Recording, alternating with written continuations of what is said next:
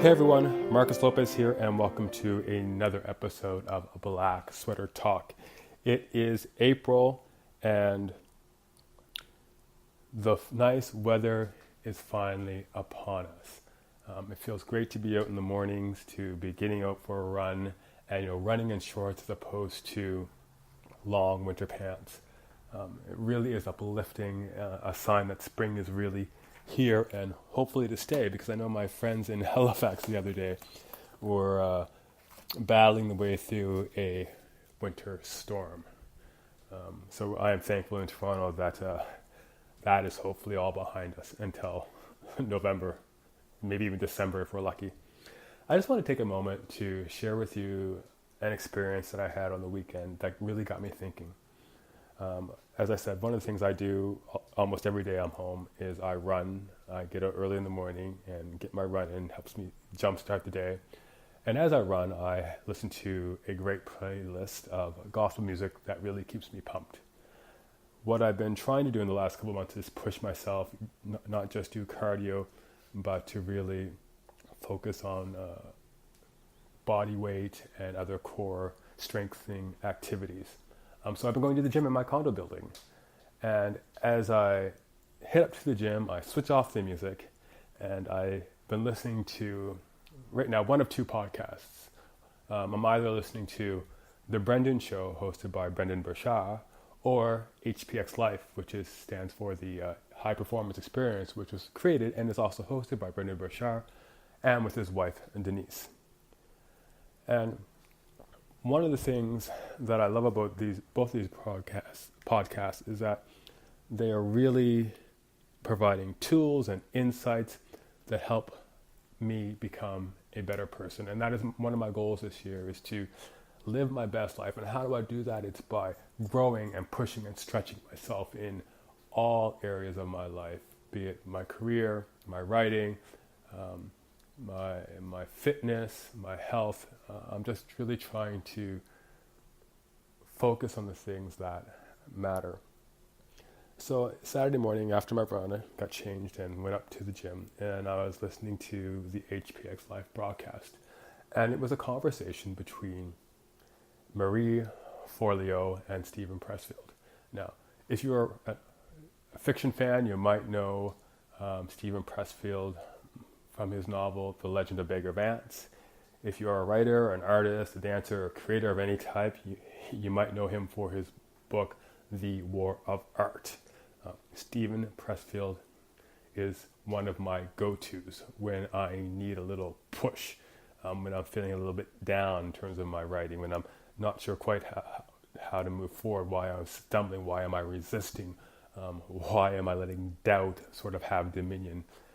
Steven Pressfield is an author I go to, and I will reread his books all the time. I can't tell you how many times I've read The War of Art, or The Artist's Journey, which is his latest book, or Do the Work, and one that I go to quite regularly right now is Nobody Wants to Read Your Shit. So it was really interesting to hear Steven Pressfield talk with Marie Forleo, who is a life coach and motivational speaker and author. And this conversation actually aired on Marie's podcast, or called Marie TV. And they were talking about habits for creative people, and it's just a gold mine in that conversation. So I encourage you to look for it on the HPX Life podcast or on Marie TV. But there was one thing that stood out for me, and I think it was because of where I am on my journey. But it was when Marie talked about how, because she's writing, during the time of this podcast, she was writing a book, and she was talking about how long it takes to do something because it seems to take longer than what you've planned for. And that kind of hit me hard on one side, and at the same time put the wind back in my sail. Because, as I sat down in December to finally write out goals and things I wanted to achieve in 2019, instead of just keeping them balled up in my head, my number one goal is to publish my next book by the 31st of August 2019, and we are now approaching mid-April. it's a book that I've been working on for a long time. I've been really, I don't know what the quite right word is. It's just one that I've really gotten really heavily involved with, that there's something about it that I just want to, I've been afraid to let it go almost, let it out of my hands. So even though I finished the rewrite of the manuscript back in November, I kept putting off contacting my editor because there was just, I don't know, there was just something that I didn't want to let it go. It's like taking it to the next step was making the whole process real, and meant I had to move on to something else. And that is always a little strange period for me when I finish one project, moving to something else, especially when I'm not sure what that next project is. So finally, I sent off an email after the holidays in the early part of January to my editor and asked if he had any availability to work on the manuscript. And his schedule was tight and busy, and he didn't have any time until February. So I sent it off the beginning of February, and I've worked with this editor a few times, and he always generally has a great turnaround time of about 4 or 5 weeks, maybe 6. And so in my mind and in my plan, like, okay, if I get the manuscript back then mid to the end of March, I can do A, B, C, and D, get the changes done, work on cover design, look at more proofreading and beta reads and all these other things, building the launch. And my launch date of August 31st is all predicated on everything going smoothly. Not a hiccup, nothing going wrong. And then I get an email from the editor in March. Something happened. Life got stuck. It was going to take him longer to get the manuscript back. And that was all right, because I was at the time in January, I started rewriting the book 2.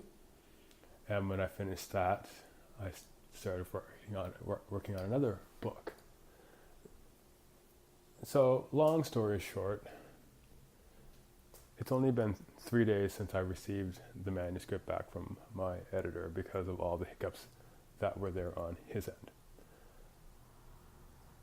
And so now I'm looking at this process, and the question in my mind is, can I really get this done by August 31st?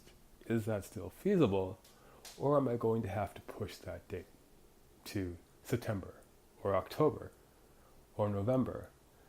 And that whole thought process brought me down again, because here it was again taking longer than I hoped or thought it would.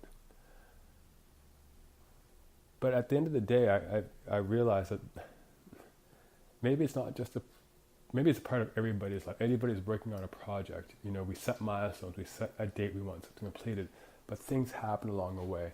And the really important thing is not to be discouraged, is to not let doubt rule you, but to keep going, to buckle down and do the work.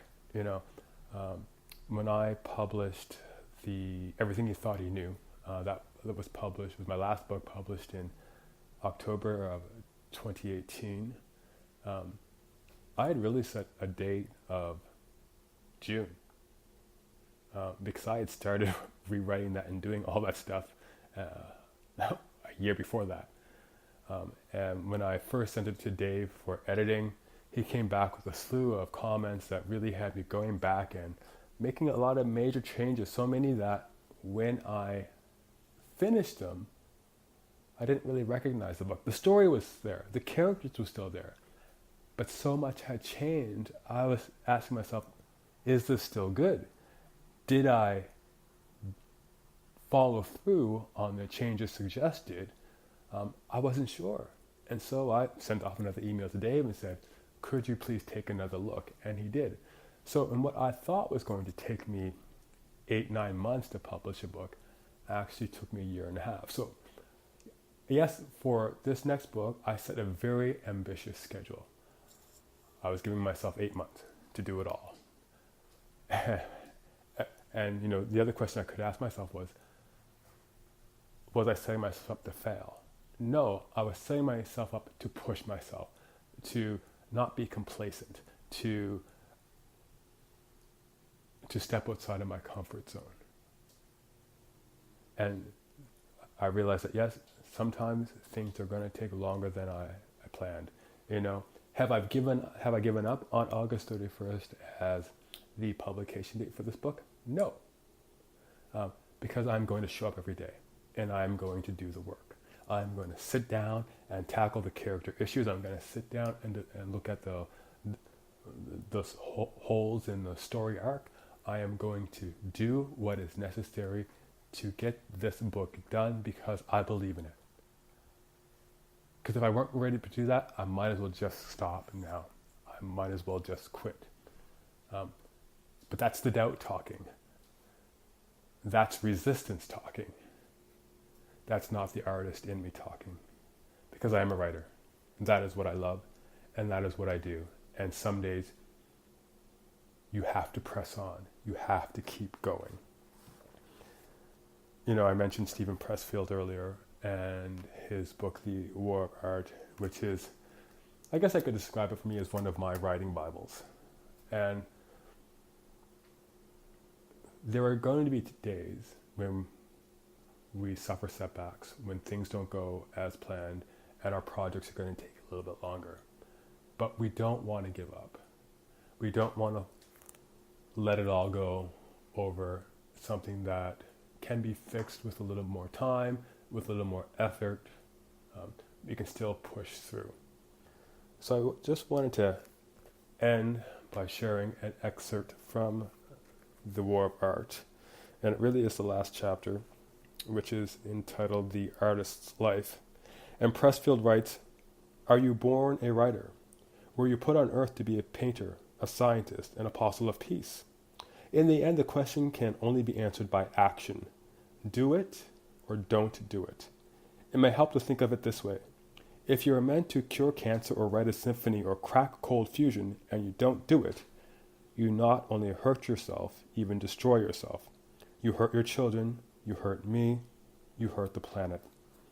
You shame the angels who watch over you, and you spite the Almighty who created you and only you with your unique gifts, for the sole purpose of nudging the human race 1 millimeter further along its path back to God. Creative work is not a selfish act or a bid for attention on the part of the actor. It's a gift to the world and every being in it. Don't cheat us of your contribution. Give us what you've got." So no matter where you are on your project, no matter how many setbacks you face, press on. Do not give up. Do not let doubt win. Show up every day and do the work.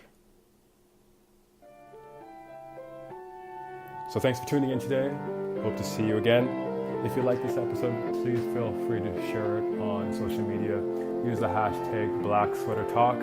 You can also find me on Twitter and Facebook, or feel free to send me an email at marcus@marcuslopez.ca, marcuslopez.ca. See you again soon. Be bold, be daring, be your truest self.